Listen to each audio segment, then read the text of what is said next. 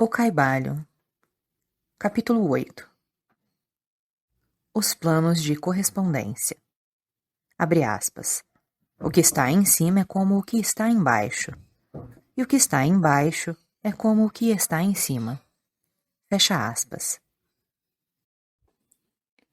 O segundo grande princípio hermético explica a verdade, que há uma harmonia, uma correlação e correspondência entre os diferentes planos de manifestação, vida e existência. Esta afirmação é uma verdade, porque tudo o que está incluído no universo emana da mesma fonte. E as mesmas leis, princípios e características se aplicam a cada unidade, ou combinação de unidades de atividade. Assim como cada uma manifesta seus fenômenos no seu próprio plano. Para um fim de conveniência do pensamento e do estudo, a filosofia hermética considera que o universo pode ser dividido em 3 grandes classes de fenômenos, conhecidas como os 3 grandes planos, denominados 1. O grande plano físico. 2. O grande plano mental. 3. O grande plano espiritual. Estas divisões são mais ou menos artificiais e arbitrárias, porque a verdade é que todas as 3 divisões não são senão graus ascendentes da grande escada da vida, o ponto mais baixo da qual é a matéria não diferenciada, e o ponto mais elevado, o espírito. E, aliás, os diversos planos penetram uns nos outros.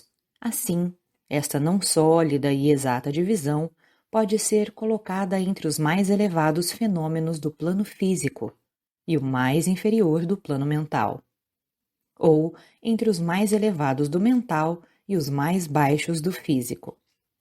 Enfim, os 3 grandes planos podem ser considerados como 3 grandes grupos de graus de manifestação vital. Apesar do fim deste pequeno livro não nos permitir entrarmos em extensa discussão ou explicação do objeto destes diferentes planos, contudo, pensamos ser bom dar aqui uma descrição geral dos mesmos. A princípio, devemos considerar bem a pergunta tantas vezes feita pelo neófito, que deseja ser informado a respeito do significado da palavra plano, termo que tem sido muito usado e pouco explicado em muitas obras de ocultismo. A pergunta é, geralmente, expressa assim, abre aspas, é um plano, um lugar, tendo dimensões, ou é simplesmente uma condição ou estado? Fecha aspas.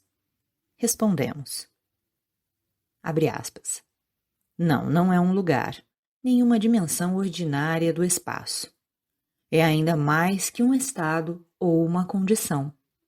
E apesar disso, o estado ou a condição é um grau de dimensão, em escala sujeita à medida. Fecha aspas. Um tanto paradoxal, não é verdade? Porém, examinemos a matéria. Uma dimensão, vós o sabeis, é, abre aspas, uma medição em linha reta em relação à medida, fecha aspas, etc. As dimensões ordinárias do espaço são comprimento, largura e altura. Ou talvez comprimento, largura, altura, espessura ou circunferência. Há uma outra dimensão das coisas criadas, ou medida em linha reta, conhecida pelos ocultistas, como também por cientistas, apesar destes últimos não a chamarem com o termo dimensão. E esta nova dimensão, que futuramente será mais investigada como 4ª dimensão, é a marca usada na determinação dos graus ou planos. Esta 4ª dimensão pode ser chamada a dimensão da vibração. Este é um fato bem conhecido para a moderna ciência, como para os hermetistas, que estabelecem a verdade no seu 3º princípio hermético que, Abre aspas.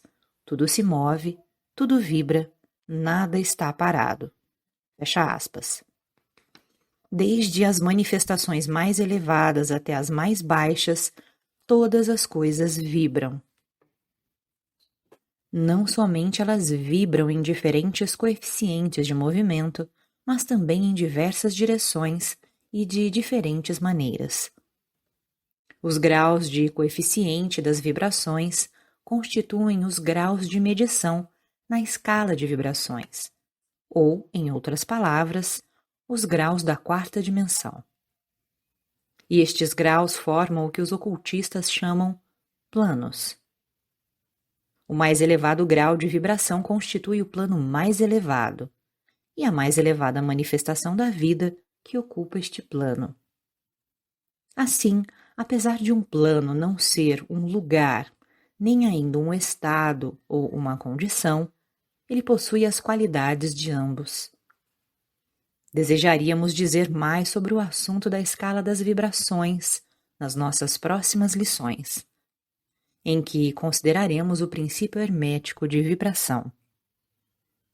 Deveis lembrar-vos agora que os 3 grandes planos não são as divisões atuais dos fenômenos do universo, mas simplesmente termos arbitrários empregados pelos hermetistas para facilitar o pensamento e o estudo dos vários graus e formas da atividade e da vida universal. O átomo de matéria, a unidade de força, a mente do homem e a existência do arcanjo são graus de uma escala, e fundamentalmente a mesma coisa. A diferença sendo simplesmente uma questão de grau e coeficiente de vibração. Todas as criações do todo, e só têm sua existência na infinita mente do todo. Os hermetistas subdividem cada um destes 3 grandes planos em 7 planos menores, e cada um destes são também subdivididos em 7 subplanos. Todas as divisões sendo mais ou menos arbitrárias, penetrando umas nas outras, e adotadas somente para a conveniência do estudo científico e para a ideia. O grande plano físico, com seus 7 planos menores, é a divisão dos fenômenos do universo, que inclui todos os que são relativos às coisas, forças e manifestações físicas ou mentais. Inclui todas as formas do que chamamos matéria e todas as formas do que chamamos energia ou força. Deveis saber, porém, que a filosofia hermética não reconhece a matéria como uma coisa em si, entre aspas, ou como tendo uma existência separada, constante na mente do todo.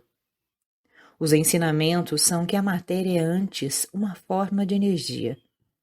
Ela é energia num coeficiente inferior, de vibrações de certa espécie.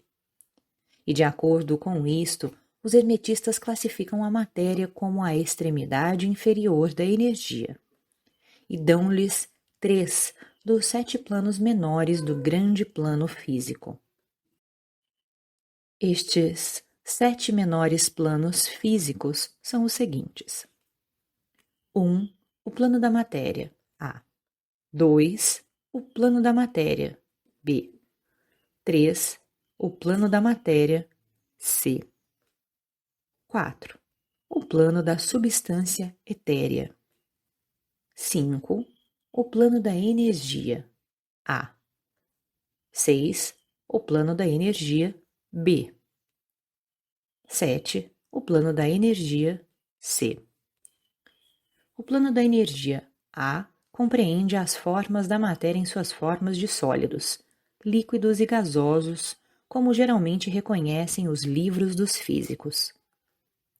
O plano da matéria B compreende certas formas mais elevadas e mais sutis da matéria, cuja existência a ciência moderna está reconhecendo agora. Os fenômenos da matéria radiante, nas suas fases de rádium, etc., que contém a subdivisão inferior deste plano menor. O plano da matéria C compreende as formas da matéria mais sutil e tênue, cuja existência não é suspeitada pelos cientistas ordinários. O plano da substância etérea compreende o que a ciência chama o éter, entre aspas, uma substância de extrema tenuidade e elasticidade, que penetra todo o espaço do universo e age como mediador para a transmissão de ondas de energia, como a luz, o calor, a eletricidade, etc. Esta substância etérea forma um elo de relação entre a matéria, assim chamada, e a energia, e participa da natureza de ambas. Os preceitos herméticos, contudo, ensinam que este plano tem 7 subdivisões, como tem todos os planos menores, e que com efeito existem 7 éteres em vez de um só.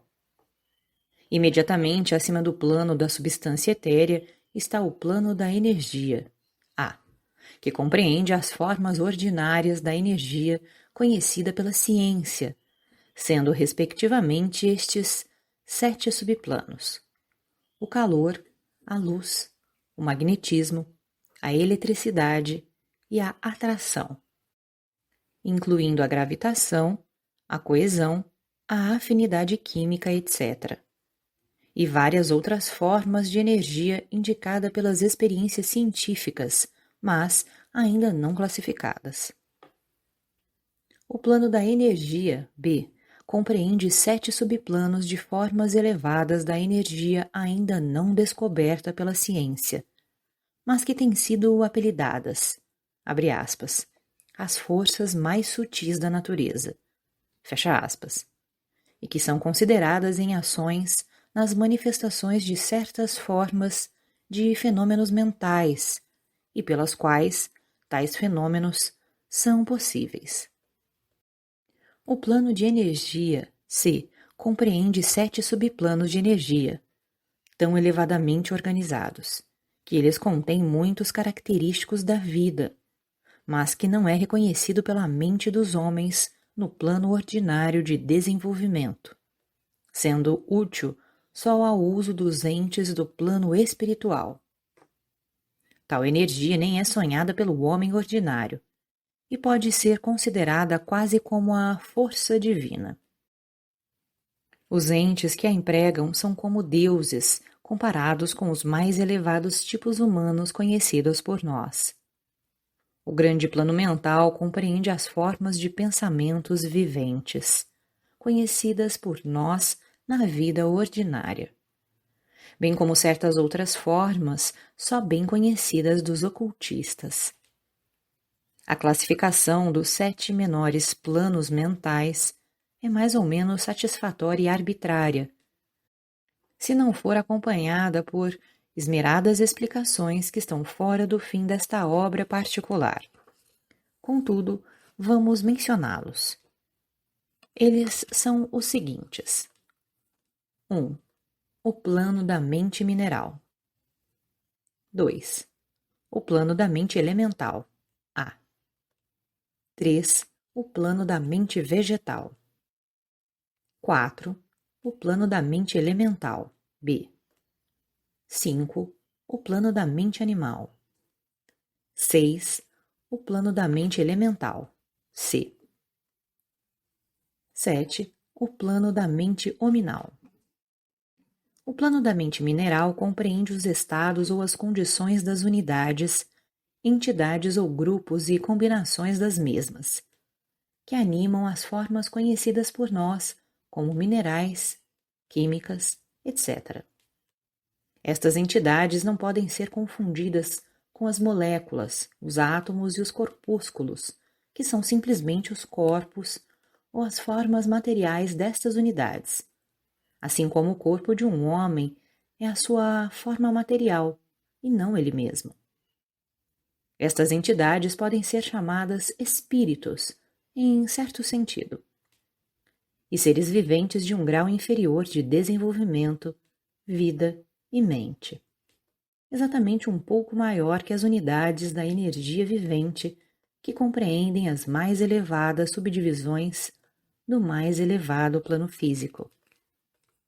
A mente média não quer geralmente atribuir a possessão da mente, espírito ou vida ao reino mineral, mas todos os ocultistas reconhecem a existência dela, e a ciência moderna move-se rapidamente para o ponto de vista do hermetismo a respeito deste assunto.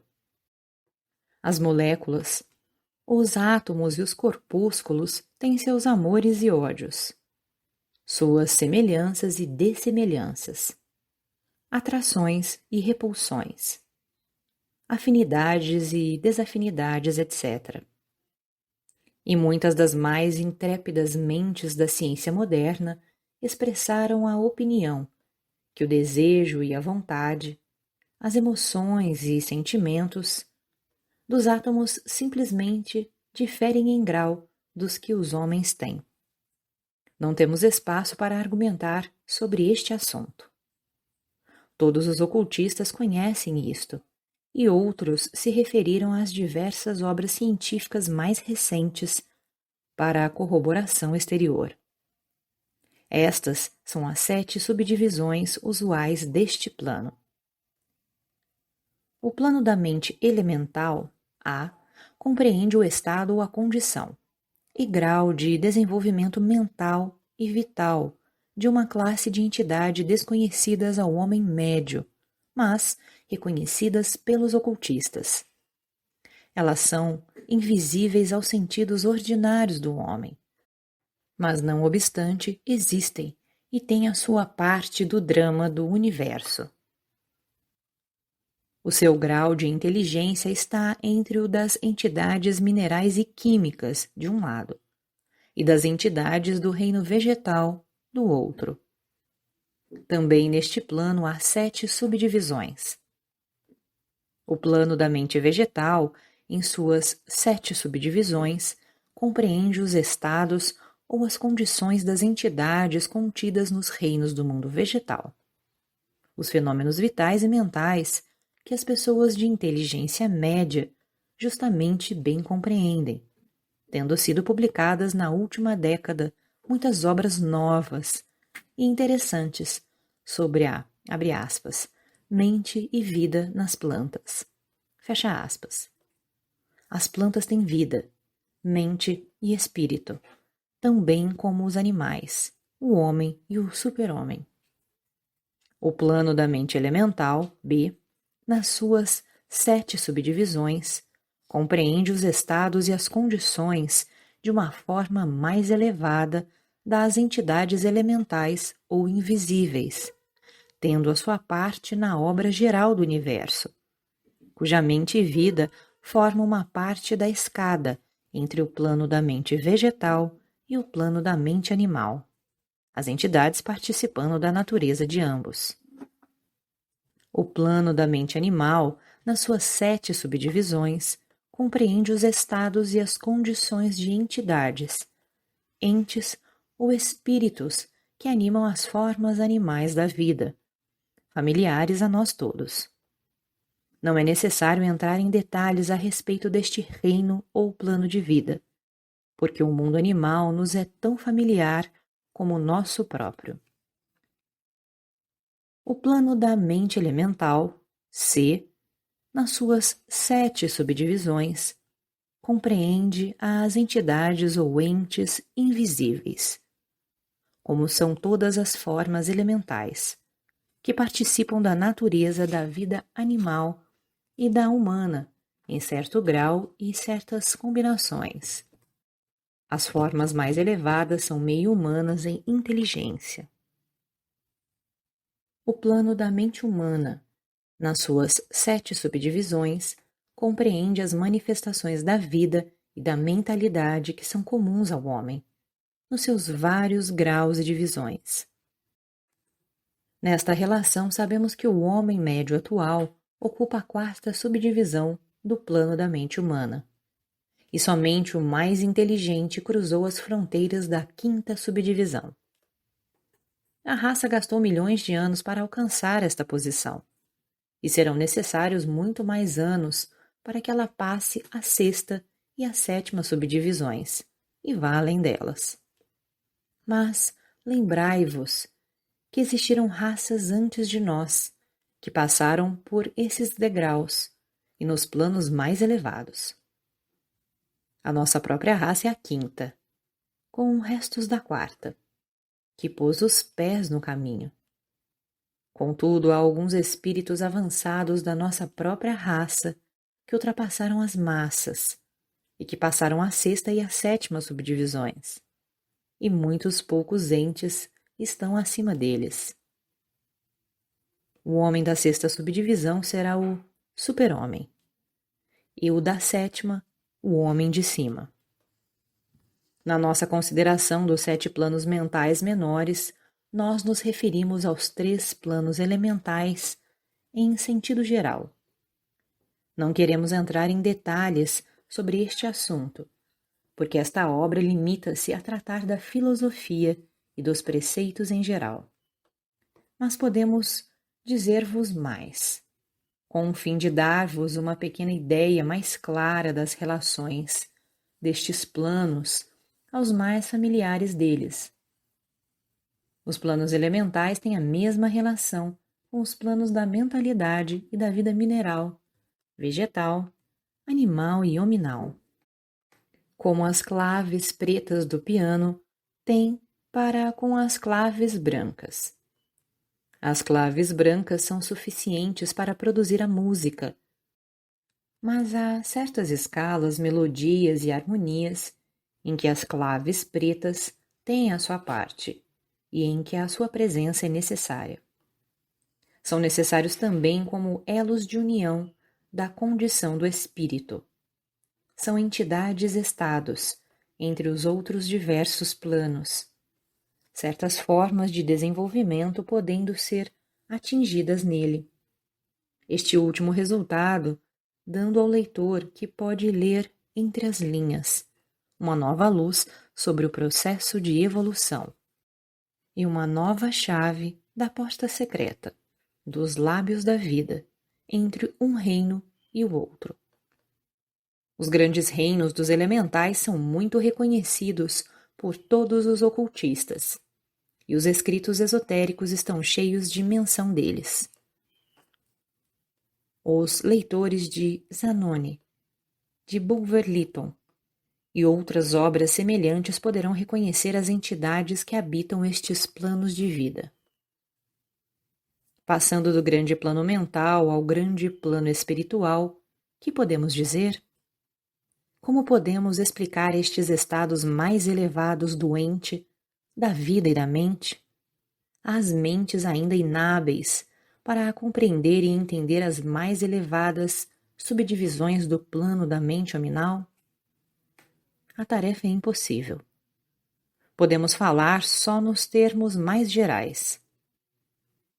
Como pode a luz ser descrita a um homem nascido cego? Como pode explicar o açúcar a um homem que nunca comeu coisa doce? Ou a harmonia a um que nasceu surdo? Tudo o que podemos dizer é que os 7 planos menores do grande plano espiritual, cada plano menor tendo suas 7 subdivisões, compreende os entes que possuem a vida, a mente e a forma acima da do homem atual, como a deste último é acima do verme terrestre, do mineral ou ainda de certas formas da energia ou matéria. A vida destes entes é tão transcendental para nós que ainda não podemos pensar nos detalhes dos mesmos. As suas mentes são tão transcendentes que para eles nós parecemos pensar um poucochinho, e os nossos processos mentais lhe parecem simplesmente como um processo material. A matéria de que as suas formas são compostas são dos planos mais elevados da matéria. Contudo, muitos disseram que eles estão presos na pura energia.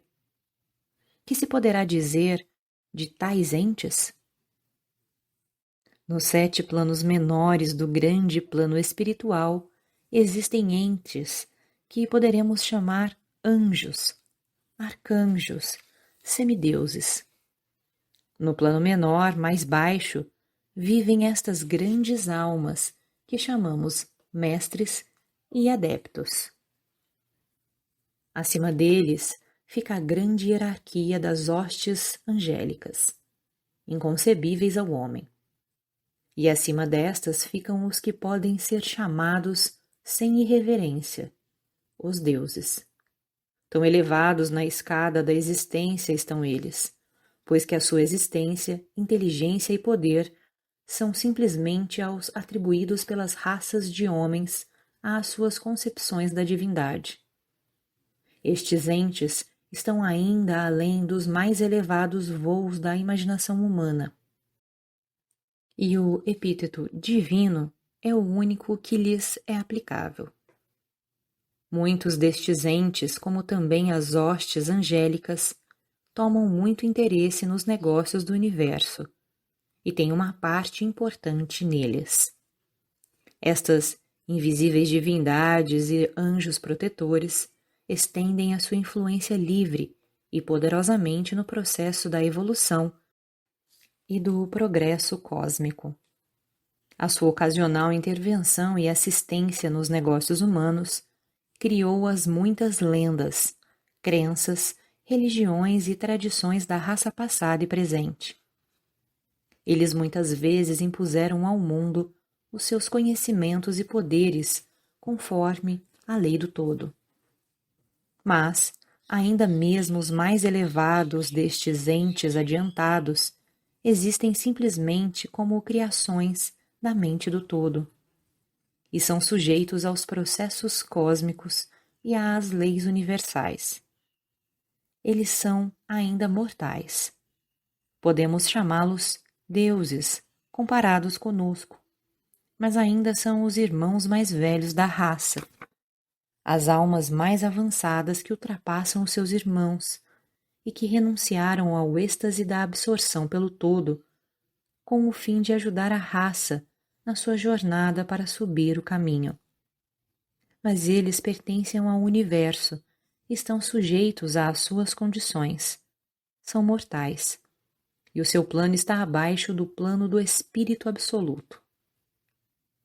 Somente os mais avançados hermetistas são aptos para compreender os mais ocultos preceitos a respeito dos estados de existência e dos poderes manifestados nos planos espirituais. Os fenômenos são tão superiores aos dos planos mentais que uma confusão de ideias resultaria certamente se atentássemos em descrevê-los. Somente aqueles cujas mentes foram muito adestradas nas linhas da filosofia hermética por muitos anos, certamente que estes transportam consigo de outras encarnações o conhecimento adquirido previamente, que podem compreender justamente o que é significado pelo ensinamento sobre este plano espiritual. E muitos destes preceitos secretos são considerados pelos hermetistas como sendo sagrados, importantes e perigosos para a disseminação ao público em geral. Os estudantes inteligentes podem reconhecer que significamos com isto a ideia que a significação da palavra espírito, como é empregada pelos hermetistas, é semelhante à de poder vivente, força animada, essência oculta, essência da vida, etc., que não deve ser confundido com o termo usual e comumente empregado em relação com os termos, isto é, religioso, eclesiástico, espiritual, etéreo, santo, etc. Aos ocultistas, a palavra espírito se emprega no sentido de o princípio animado, entre aspas, entendendo com isto a ideia de poder, energia vivente, força mística, etc. E os ocultistas sabem que o que é conhecido por eles como poder espiritual pode ser empregado para o mal como para o bom fim, em concordância com o princípio de polaridade. Fato que foi reconhecido pela maioria das religiões nas suas concepções de Satã, Belzebu, o diabo, Lúcifer, anjos caídos, etc. E assim os conhecimentos a respeito destes planos foram conservados no Santo dos Santos, na câmara secreta do templo de todas as fraternidades esotéricas e ordens ocultas. Mas podemos dizer aqui que aquele que atingiu os poderes espirituais superiores e empregou-os mal tem um terrível destino para si na história. E a vibração do pêndulo do ritmo, inevitavelmente, lançá-lo-á no extremo mais baixo da existência material, de cujo ponto ele tem de fazer a sua caminhada de prisão espiritual, pelas muitas voltas do caminho, mas sempre com a tortura de ter sempre consigo uma ligeira memória das alturas de que caiu, por causa das suas más ações. A lenda da queda dos anjos tem uma base nos fatos atuais, como sabem todos os ocultistas avançados. Os esforços para poderes egoístas no plano espiritual inevitavelmente traz como resultado no espírito egoísta a perda da sua balança espiritual e a queda do mesmo modo que foi elevado previamente. Mas ainda para tal alma é dada a oportunidade da volta, e ela toma o caminho de volta, pagando a terrível penalidade de acordo com a lei invariável. Em conclusão, vamos agora lembrar-vos que, relativamente, de acordo com ele, há o princípio de correspondência que contém a verdade. O que está em cima é como o que está embaixo, e o que está embaixo é como o que está em cima. Todos os 7 princípios herméticos estão em muitas operações em todos os diversos planos físicos, mental e espiritual. O princípio da substância mental aplica-se a todos os planos, porque tudo nasceu na mente do todo. O princípio da correspondência se manifesta em tudo, porque há uma correspondência, harmonia e correlação entre os diversos planos. O princípio de vibração se manifesta em todos os planos. Com efeito, a verdadeira diferença que faz os planos resulta da vibração, como explicamos. O princípio de polaridade manifesta-se em todos os planos, porque os extremos dos polos são aparentemente opostos e contraditórios. O princípio do ritmo manifesta-se em todos os planos. O movimento dos fenômenos tendo seu fluxo e refluxo, a sua alta e baixa. O princípio de causa e efeito se manifesta em todos os planos. Cada efeito tendo a sua causa e cada causa tendo o seu efeito. O princípio de gênero manifesta-se em todos os planos, sendo a energia criadora sempre manifestada e operando ela pela linha dos aspectos masculinos e femininos. O que está em cima é como o que está embaixo, e o que está embaixo é como o que está em cima. Este axioma hermético de centenares de anos compreende um dos grandes princípios dos fenômenos universais. Como procedemos com as nossas considerações dos princípios permanentes, vamos ter ainda mais claramente a verdade da natureza universal deste grande princípio de correspondência.